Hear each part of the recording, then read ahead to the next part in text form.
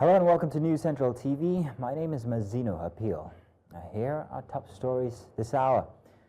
Dalori emerges acting APC national chairman as Ganduje resigns. Nigerian Army initiates talks between Tiv Fulani in Taraba. Congo, Rwanda signed peace accord in US after years of tension. Details coming up now.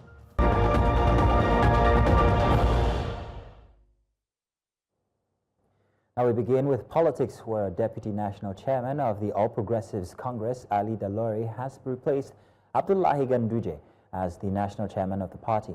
And this followed the resignation of former Kano Governor Ganduje as the party chairman on Friday. It was reported that his resignation was offered to enable him attend to urgent and important personal matters.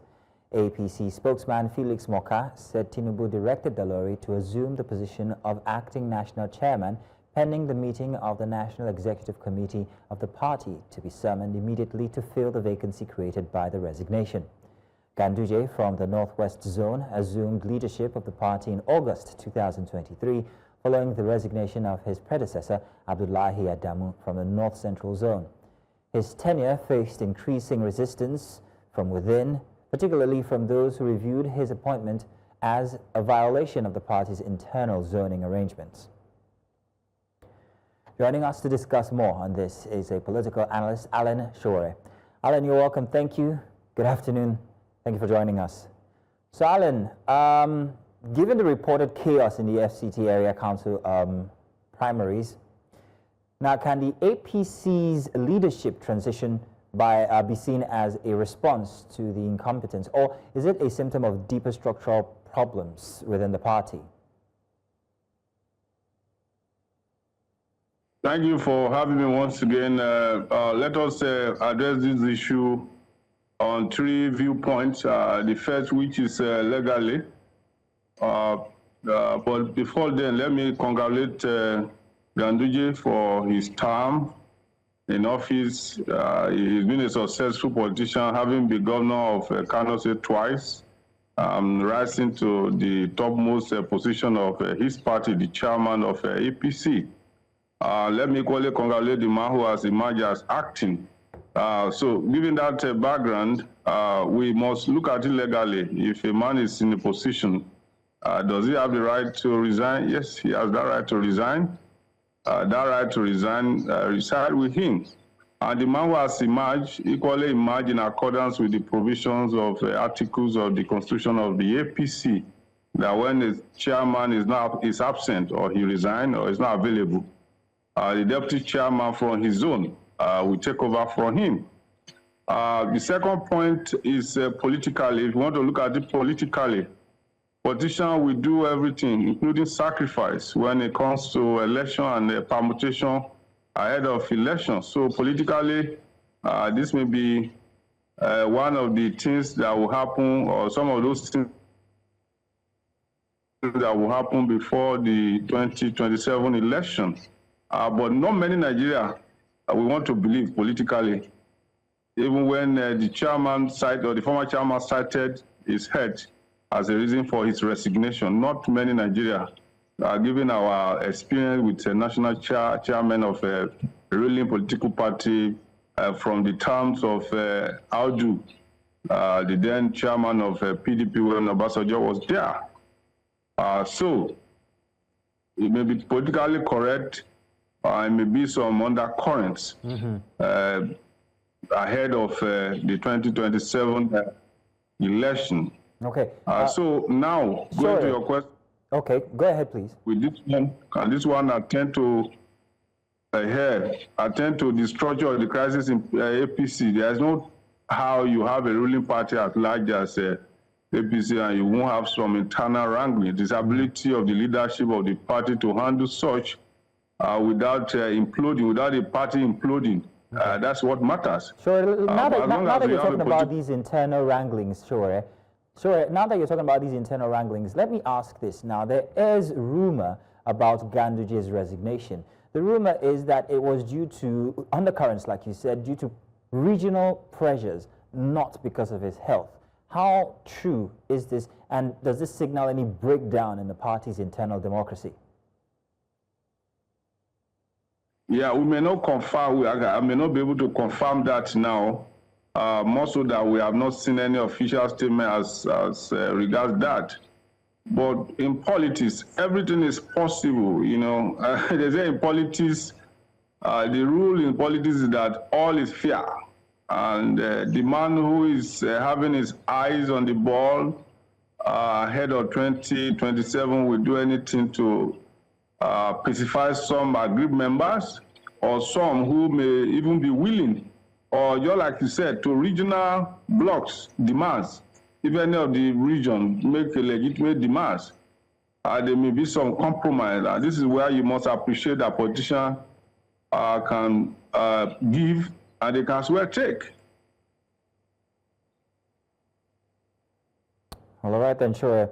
So, does the North Central demand for the chairmanship expose the APC's inability to manage its zoning arrangements and regional power sharing, since this has been a bone of contention within the party from before?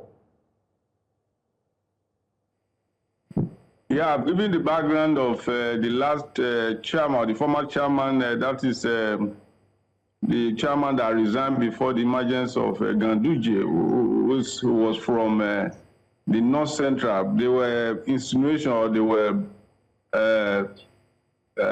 comments about the fact that the North Central are saying that they have not completed their tenure before that chairman resigned, as such that they had been demanding from the party hierarchy for the zone to be able to complete its term. This again is acceptable in politics. You know, in politics you lobby, you strategize. It may be part of the strategy, you know, ahead of the 2027. So it may not be completely out of the equation. But just like I said, these are some of the things that we don't have facts and figures on the table. So we may only speculate. But what we have on the table is that Ganduje has resigned, and the man who is from his zone, who is the deputy national chairman, is now in charge of the party. We look ahead to see more action, more information, more assertion. So still on zoning, with Dalori now the acting chairman, how does this APC zoning formula, especially concerning the chairmanship, how did it affect the vice president slot ahead of 2027?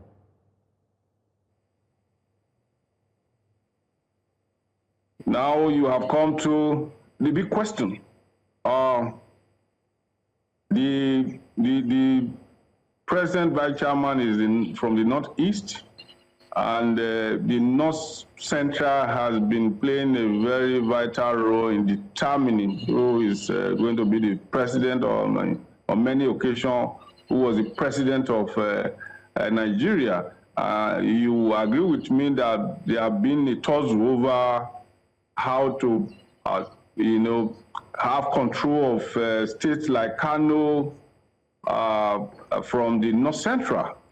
And now we have this rumor of people thinking about taking the vice chairman to the North Central. These are possibilities in politics, because politics is about number. So where do you have the bulk of voters? Where do you have bulk of support? These are possibilities. So we can't just whisk it away. Big weight politicians are making demands ahead of 2027.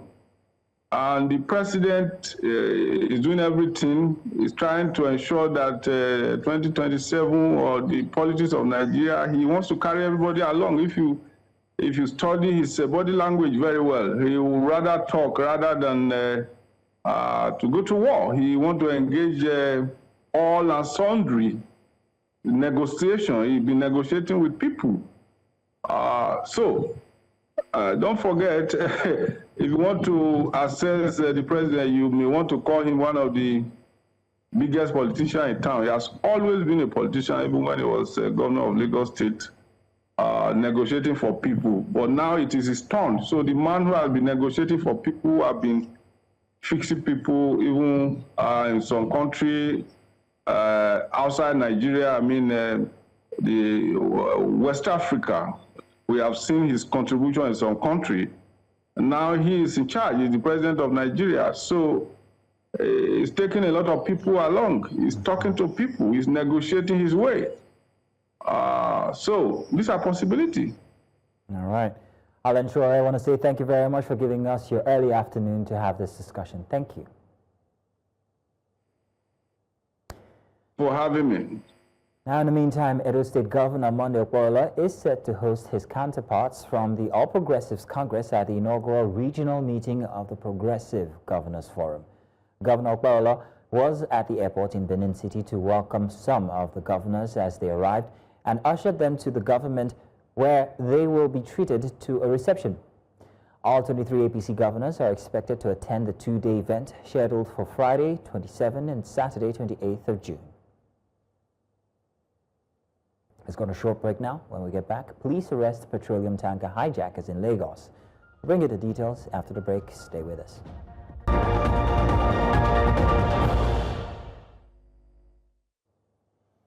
Well, welcome back. Now to security matters. The Lagos State Police Command has successfully apprehended suspected hijackers of petroleum tankers in Ejigbo area of the state. The command is yet to release further details about the suspects, the circumstances of the arrest and the recovery of the stolen tankers. However, sources indicate that the operation was carried out by a team of police officers who have been working tirelessly to combat crime in the area. Now, News Central's Ibalani Amoni is on standby to give us more on this. Ni, good afternoon. Thank you very much for bringing us this, a very interesting occurrence. Now, can you provide us with some more information about the incidents? Yes, we're at the Ejigbo area of Lagos State, and the police has just nabbed 7 suspected petroleum tanker hijackers in the area. And the information is quite interesting, but I have the force PRO here to give me the brief. But before that, I'd just like you to see what you can see behind me. We have a 45 liters tanker just behind me, where the syndicate, if I can put it in that way, we're trying to siphon the already petrol products they are put in their tank, offloaded from a tanker to the underground tank there. They're trying to offload it back, pick it up, if I can use that word, back into their own tank. But just because we have a lot of sketchy information, I have the police PRO here with me, Benjamin Ondei, to give me a proper brief of what we're expecting here, what's the recovery like, how many people were arrested, and what exactly is the update. Thank you very much. So already we have 7 suspects in custody. They are with us, and investigation is ongoing. So these 7 suspects were arrested right here in this filling station while they were trying to load the PMS they earlier dropped in the underground tank here. So what initially happened was they hijacked a tanker at about 11 p.m. last night somewhere in Surulere, Alaka, Surulere, and they brought the tanker here. Investigation later revealed, brought the tanker here and offloaded it into the underground tank here, then drove the tanker, the empty tanker, to Orile, dropped it off there. So this morning they came with their own tanker trying to lift the PMS in the underground tank, and because we're already on their trail, we caught them right in the act. They've been arrested, 7 of them, and the investigation is ongoing. We need to widen the investigation to see who is actually behind these people, because these are just like the foot soldiers. There's somebody behind them, and how many of such criminal acts they have committed. And it's also, we would also like to use the opportunity to thank Lagosians for assisting with information, because the driver of the tanker that was hijacked came to Surulere Police Division. That was where the investigation actually commenced. Came to Surulere Police Division to report, and the men there swiftly responded. So we also want to use this to assure Lagosians that we will always respond swiftly to their distress, and they should trust in us and give us information at every time they have it. We understand that this hijack happened at gunpoint, right? Yes, definitely. It happened at gunpoint. That's part of the investigation we are looking into. So we want everyone to rest assured that all of the suspects will be arrested. We have 7 already. All of their weapons will be recovered, and definitely they will be made to face justice. Okay. The owner of the hijacked tanker, have they been contacted? Oh, definitely. The driver has been able to link us up with the owner of the hijacked tanker. Is with us. He's providing useful information, and we are also expanding our investigation. Very soon, we will be able to get the owner of this tanker that they want to use to lift the fuel here. Lastly, have we been able to confirm if they are the sole owner of this particular petrol station, or if someone is actually running it for them? Because I see it's unmarked. Yeah, so our preliminary investigation shows that this petrol station is not in use. It's somewhat abandoned. They just come. You see, if you see, everything they tried to do would have elapsed within 6 hours. Like they hijacked by 11, they got here by 12, and by 5 a.m. they want to lift. So within 6 hours they would have done what they wanted to do. The owner of the filling station would not even know that in the middle of the night something like that happened. But that's preliminary investigation. We are digging deeper to establish if the owner of this filling station is part of this criminal organization. Thank you very much, sir. You've heard it from the police PRO for Lagos State, Benjamin Ondei. Investigations are still ongoing. It looks like an abandoned petrol station for now, but there's still investigation to clarify if the owner of this petrol station is in cahoots with this syndicate in perpetrating such heinous crime in Lagos. But the PR has also assured that all crime will be curbed in Lagos State, and of course they're going to do their best, and they ask for the assistance of Lagosians. Over to you. Well, Nee, thank you very much, and we do hope that further investigations are covered by you since you are on the spot. Thank you very much, Nee. The Nigerian police force says that it has concluded investigations into an alleged corporate fraud scheme involving 3 Ghanaian nationals, Samuel Jonah, Kojo Ansa, and Victor Kwaino, and their Nigerian associate, Abu Arome.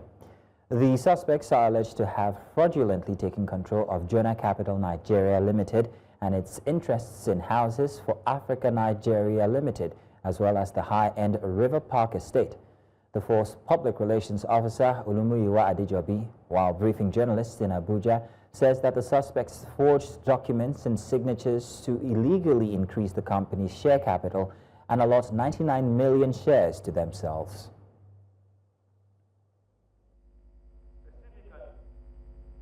It has been established that the suspect increased the company's share capital from 1 million to 100 million shares without lawful authority or the consent of the legitimate owners, while allocating 99 million of these shares to themselves. This action, designed to dilute and usurp ownership, was carried out through the submission of falsified board resolutions and forged signatures, including that of Dr. Adenina Ogunwiwa and Mr. John Richard Johnson, a South African national and confidential on business, and is in the house this morning. In an even more present act, 2 of the Ghanaian suspects, Samuel Jonah and Kojo Mensa, falsely presented themselves to the Corporate Affairs Commission as Nigerian citizens, thereby deceiving the Commission into accepting fraudulent documents and authorizing illegal corporate alterations. More on security matters. The 6th Brigade Nigerian Army has convened a conflict resolution dialogue between the 2 tribes of Tiv and Fulani speaking tribes of Bali local government area of Taraba State. The meeting is aimed at resolving the lingering disputes between the farming communities of the Tiv tribe and the herders. The engagement is in continuation of its non-kinetic efforts to promote peace and stability across Taraba State and to address the underlying causes of persistent communal tension and foster mutual trust between residents. The engagement, held at the Brigade Conference Room in Jalingo, was conducted under the directive of the Commander 6th Brigade Nigeria Army, Section 3 Operation Whirlstroke, Brigadier General Kingsley Chidiebere Ua. In his address, Brigadier General Ua stressed the critical role of dialogue in resolving disputes and urged all parties to embrace tolerance, forgiveness, and peaceful coexistence, even as he cautioned community leaders against inflammatory actions that could reignite conflict, stating that sustainable peace is a shared responsibility. The Nigerian Army has assured troops of adequate welfare as they put in their best to rid the nation of terrorism.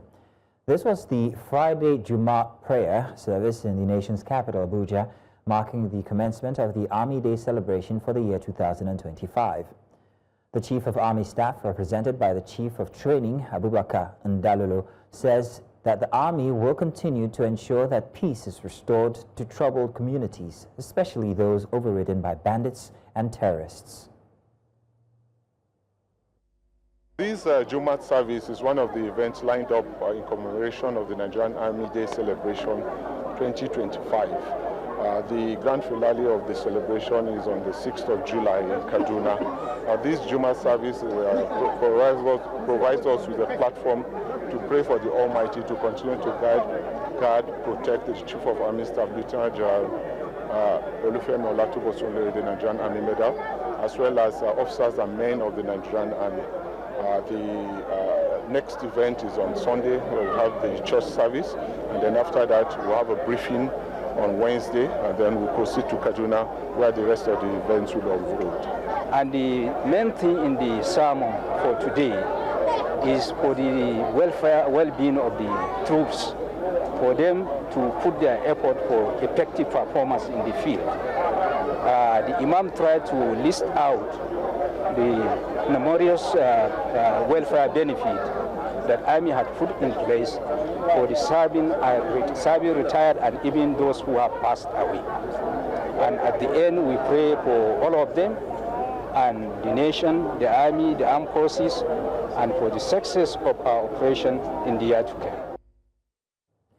On education, there have been concerns over the low turnout of candidates reprinting their notification slips for the upcoming Make-up Unification, or rather Unified Tertiary Matriculation Examination, the UTME. According to a statement by JAM spokesperson Fabian Benjamin, only 12,442 out of 98,232 eligible candidates have printed their slips so far. The Joint Admission and Matriculation Board has urged affected candidates, especially those who missed the main UTME, to act quickly to avoid missing the opportunity. The board assured that all necessary arrangements have been made for a smooth and inclusive examination process. And in the meantime, the Universal Basic Education Commission has appealed to the House of Representatives to give priority attention to strengthening and expanding the capacity of its approximately 270 vocational training centers across the country. Deputy Executive Secretary Technical of the Commission, Razak Akinyemi, made the request during a public hearing on 9 education-related bills, including a bill to establish the National Institute of Technical and Vocational Education, Kaglo, Kebbi State, and 2 federal colleges of entrepreneurship and skills acquisition in Bunza, Kebbi State, and Maiduguri, Borno State.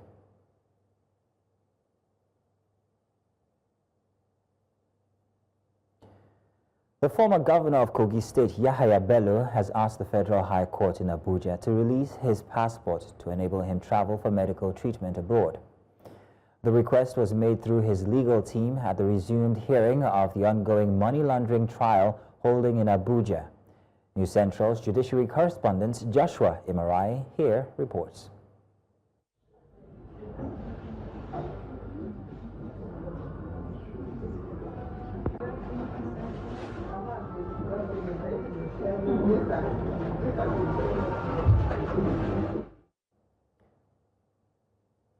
Now, staff of the Federal Character Commission have staged a protest over alleged abuse of office, corruption, and ill treatment of employees by the chairperson of the commission, Mohiba Dankaka. The staff during the demonstration at the commission's headquarters in Abuja said that despite allegations of several infractions leveled against her, she has continued to run the commission over the last 5 years as a personal enterprise. They warn that her continued leadership beyond the expiration of her tenure threatens to erode the core principle of the nation's federal character mandate. Everything at the union level to bring her attention to some of the infraction, decision and action being taken that are contrary to extant law. Such as, for instance, now, last 3 weeks she stopped the salary of 20 staffs. And those 20 staff, she stopped her salary. As I'm talking to you now, there is just no justification for the stoppage of the salary. She made this place for the highest bidder. Employment is only gotten through when money exchange hands. So we don't want that. If you go to our offices now, no furniture, our toilet is shambled. So therefore, we are protesting that government should not even give her another chance. Because give her another chance, we make sure the federal character principle is collapsed. Some residents of Lagos are expressing optimism over the state government's new digital house numbering initiative, a move aimed at improving property identification, enhancing service delivery, and boosting security across the city.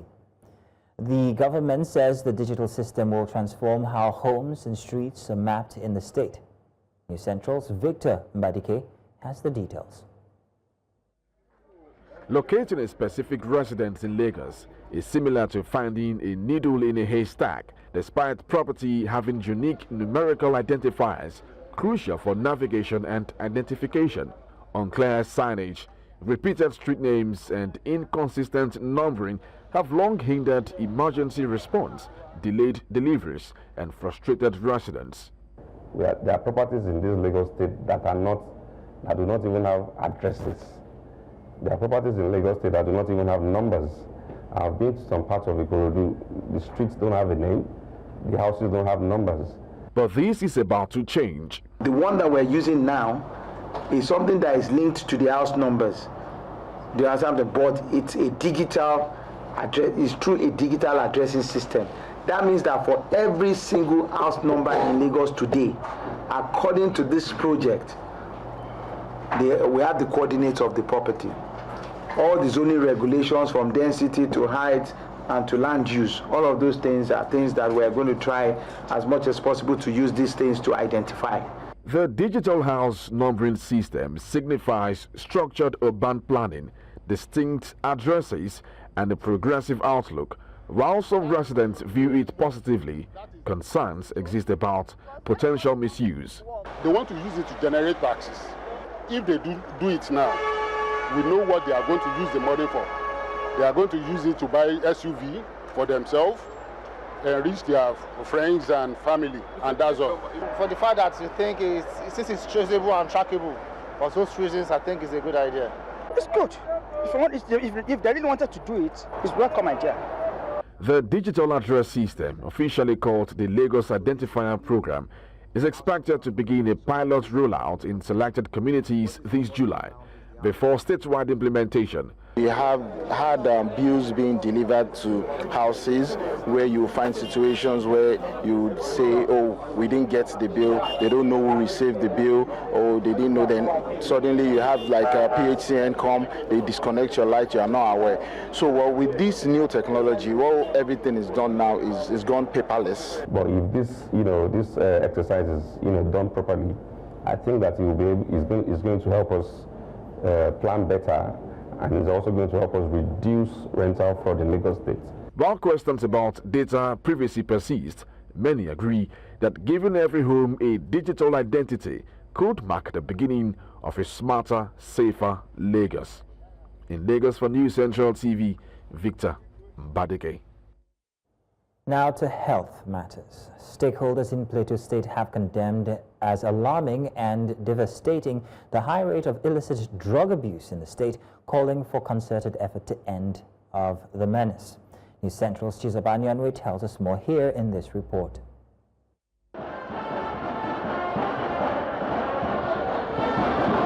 The awareness and sensitization work held in the city of Jos, Plateau State by stakeholders in the fight against the abuse of illicit drugs, with the theme, Evidence is Clear, Invest in Prevention, It was to draw attention to the dangers of drug abuse. The command has arrested 866 suspects for drug offenses across the 17 local government areas of the state. Closely related to the arrest of these suspects is the seizure of 1,738.38 kilograms of assorted illicit drugs, including cannabis sativa, tramadol, methamphetamine, and various psychotropic substances. In the course of our raid operation, arms and ammunition were also recovered and transferred to relevant authorities. The state commander says the command is working hard to reduce the use of illicit drugs by young people in the state. Apart from prosecution and convictions, the command equally secured the forfeiture of a manned diesel truck, which was loaded with 1,978 kilograms of cannabis sativa. And we equally forfeited 909,150 to the federal government of Nigeria, believed to be proceeds of drug-related crimes. Stakeholders call for collaborative efforts, stressing that working together as a team would bolster the fight against substance abuse, not only in Plateau State, but in Nigeria in general. When we know that people have gotten into drug use, do everything to make sure that they don't get into drug use disorder. If they get into drug use disorder, do everything to get them into treatment and management. When we notice anything with a child, we call their attention and then send them to the guidance counselor so that we'll be able to get to understand what really is making the child misbehave. We are actually doing public enlightenment, mass orientation, mobilization against drug abuse. As these activities continue, one would expect that there will be a sharp decline in the high rates of drug abuse in Nigeria, which is also linked to the high rate of criminality in Plateau State. For News Central, Chizoba Anyowe. Gender rights advocates have called for stronger policy support, community education and access to affordable menstrual products in a bid to promote menstrual hygiene. This was during a summit in Abuja organized by the Federal Ministry of Women Affairs in collaboration with Water Aid Nigeria and other development partners with the theme Empowering Lives, Breaking Barriers. News Central's correspondent Sumaya Abubakar reports. The Menstrual Health and Hygiene Management Summit marks a historic step in Nigeria's push to prioritize women and girls' health. From policymakers to civil society groups, participants say that there is a need to normalize menstrual conversations and remove the social, economic, and educational barriers linked to poor menstrual hygiene management. Periodic menstruation is not a cause. It's a nature that God gave to women. And without it, I don't think there's any woman that will give birth. Millions of women and girls across Nigeria still face barriers due to stigma, inadequate water and sanitation infrastructures, limited access to sanitary materials, and a lack of accurate, age-appropriate information. Beyond policy dialogues, the summit also featured exhibitions and youth-led panels highlighting community-led solutions and the link between menstrual equity and broader gender inclusion goals. When implementation is not coordinated, of course, results is not being calculated or measured. The policy will also be followed with implementation strategy where every organization, stakeholder, both governments, private stakeholders, INGOs, even community members who are also very relevant in shaping the issues of taboo and stigma around hygiene. Menstrual hygiene is not only for the women, it's not only for the girls. Even those who have not yet started their menstrual cycle are to learn, to enable them to have more knowledge on this in case of when they start their menstrual cycle. While this is the first time such a summit is taking place, organizers say it won't be the last. They say that they are hopeful that the conversation will continue in schools, communities, and government offices until menstrual equity becomes fully embraced by all citizens. In Abuja, for News Central, Sumaya Abubakar. Now, climate experts across Africa are raising the alarm over the slow pace of action in transitioning away from traditional biomass fuels, including firewood and charcoal, among others. This formed part of concerns by speakers at University of Maiduguri that delays in adopting cleaner alternatives are contributing to worsening deforestation, health risks, and climate vulnerability. News Central's Umar Kirawa here completes that report. In Baga town of Borno State, recovering from years of insurgency, farmers embark on clearance of their farms. For Muhammad Bukar and some of the farmers in Borno State, delayed rainfall is their major problem now. Awa kusi lansha botin ma gwamnati zaman ne masu da tangarzana ma'ari da ya kwakwari zu bare odo ya biladiya ya ro sanjiro kala yanzu ita furumzu asuza audo shi ma da awo gade ya audo yi zauro bana adin taro no za da ya sandiya bana za sanjiro sada. Experts here urged governments across sub-Saharan Africa to prioritize investment in alternative energy infrastructure and accelerate policy reforms to facilitate a transition away from wood fuel dependence. His Excellency has made an order, executive order, on stopping indiscriminate felling of tree and sanitation. So it's also in line to mitigate waste pollution as well as acting on impact and effect of climate change in Borno State. And not only Borno State, because anything you do in Borno State will also impact the national, Africa, and world at large. Most households are suffering from poverty. What you need to do is to try to alleviate poverty by what? Providing alternative cooking energy. Cooking food is the most expensive now. It's even more expensive than the food itself in some cases. So we try to provide, look, Chad here, I've been to Chad a couple of years ago, and I saw what happened. Every low-income house head has a cooking gas provided by government, and they provide this cooking gas at a very subsidized rate. And then utilizing that, already the enabling environment has been created. They warn that without immediate action, the region risks further environmental degradation, water stress, and food insecurity. How much is a bag of charcoal? How much is a bunch of fuel wood to use it to cook? It's really difficult.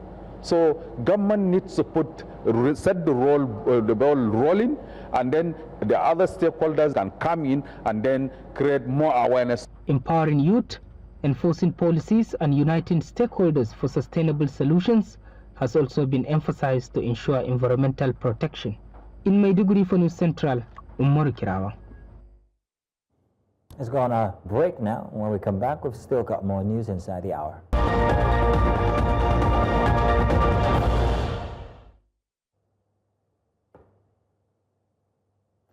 Now, on that former story, we've got News Central's Umar Kirawa. I beg your pardon. We had that report from before. Let's take a very small break here to fix a small technical issue.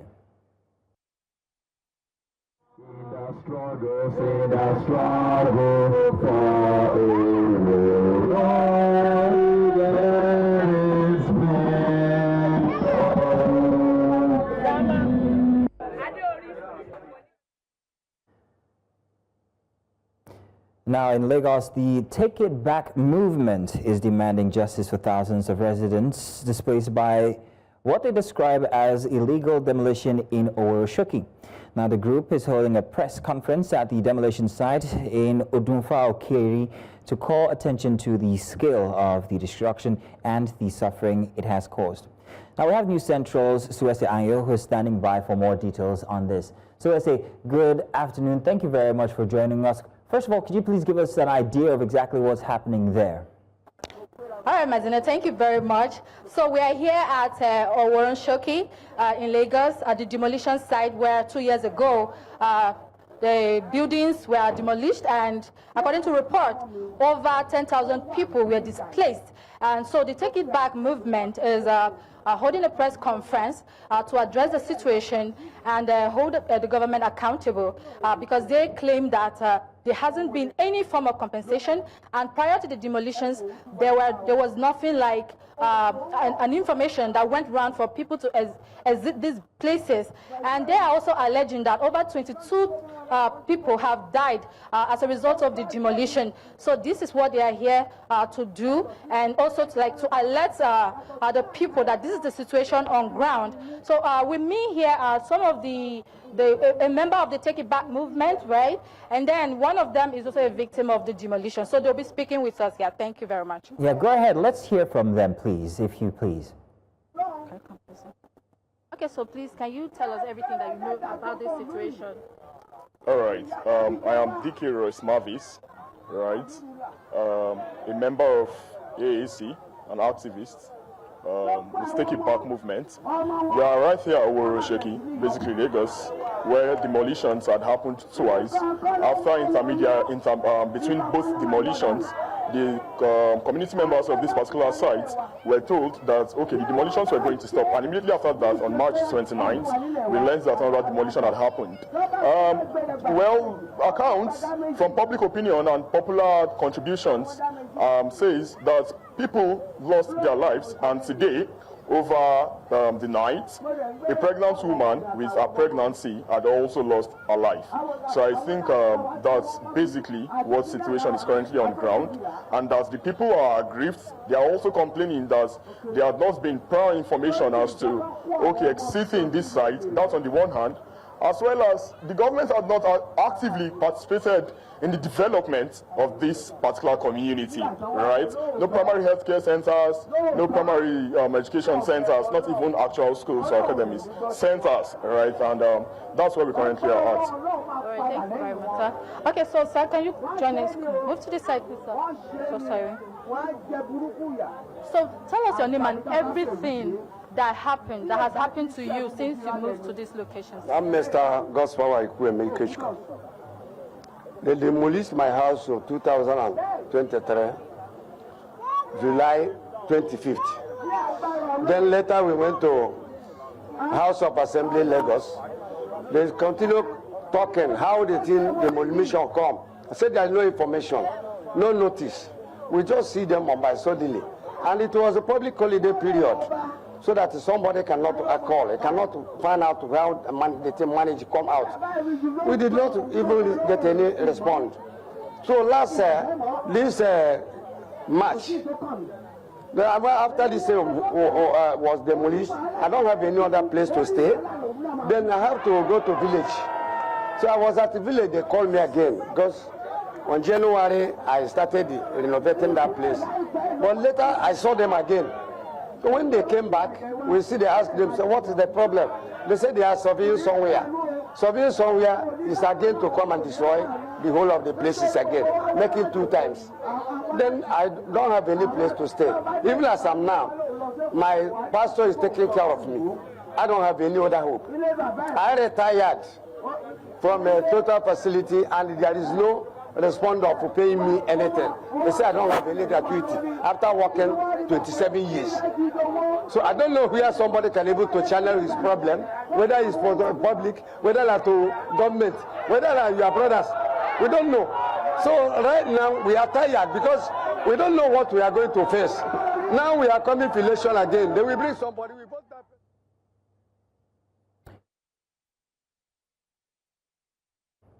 So, I'm hoping you can hear us. We'd have to thank you very much, as we have run out of time for the news currently, but we do have 1 or 2 other stories to take. But thank you very much. Now, moving outside Nigeria, the Democratic Republic of Congo and Rwanda have signed a treaty to strengthen their fragile relationship, long strained by years of tension and conflict. The United States and Qatar broke a deal was signed in Washington by Therese Wagner, Congolese Foreign Minister, and also Olivier Nduhungirehe, her Rwandan counterpart. U.S. Secretary of State Marco Rubio presided over the signing of the peace agreement. Wagner noted that the peace agreement must be followed by disengagement, justice, and the return of displaced families. Part of the agreement includes the implementation of a 2024 deal that would see Rwandan troops withdraw from eastern Congo within 90 days.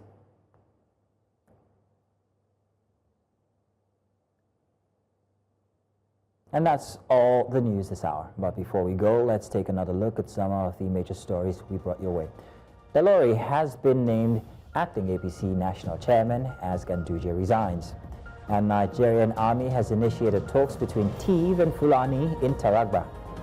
We also told you that DR Congo and Rwanda have signed peace accord in US after years of tension. Now to remember, you can send your eyewitness report to the WhatsApp number on your screens now. And do follow us on social media. We are at News Central TV. You can watch News Central live on DSTV, channel 422, Go TV, channel 23, Star Times 274, Avo TV, and of course on YouTube. Many thanks for watching. My name is Mazino Appeal.